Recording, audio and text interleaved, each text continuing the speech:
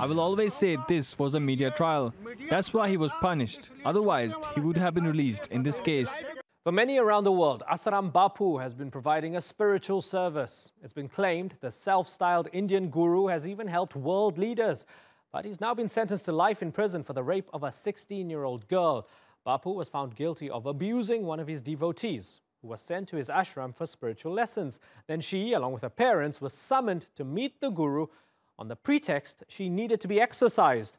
He then raped her while her parents, unaware, prayed outside. The case has kept India on high alert after 9 prosecution witnesses and 3 others died in protests during the trial. Well, to get more on this, I'm joined now from New Delhi by Anurag Tripathi. He's a journalist and author of a book on Gurmeet Ram Rahim, another highly controversial self-styled godman. This is fascinating, Anurag. Let's talk about Asaram Bapu for the moment. His lawyer says this has been trial by media.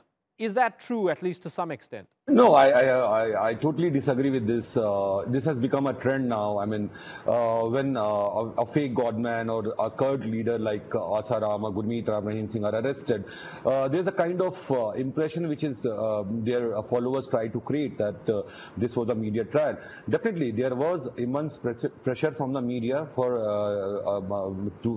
authorities to act on the complaints because this man and Gurmeet Ram Rahim Singh as well were known to be very close to the ruling dispensation. They have politicians lined up at their ashram seeking their blessings. So it was not easy. I mean, if there was not much of a media pressure on agencies to act in fairness, I'm sure they could have tried to try to influence the case. So media definitely relentlessly followed the case. But saying that it was a media trial, I totally disagree with this fact, because in Asaram case or be it in Gurmeet Ram Rahim's case, the evidences against these two were very, very strong. Okay, so when you said Asaram was close to very powerful people, let's broaden it out and include the man you wrote a book about, Gurmeet Ram Rahim Singh.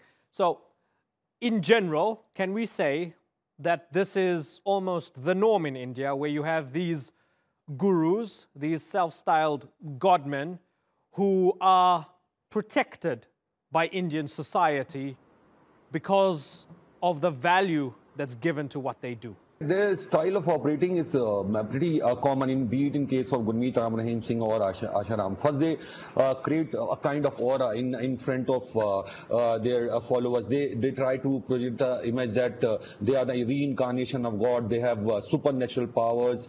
They play on the sentiments of their followers. They say that if they follow them and if the blessing of these gurus are on their followers, their life will be very pleasant.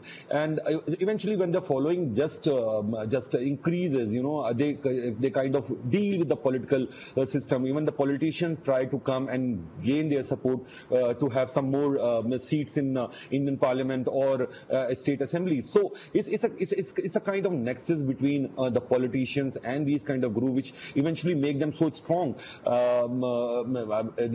As you rightly said, that be it any political party, be the ruling dispensation of Bharatiya Janata Party, BJP, which is ruling the country as of now.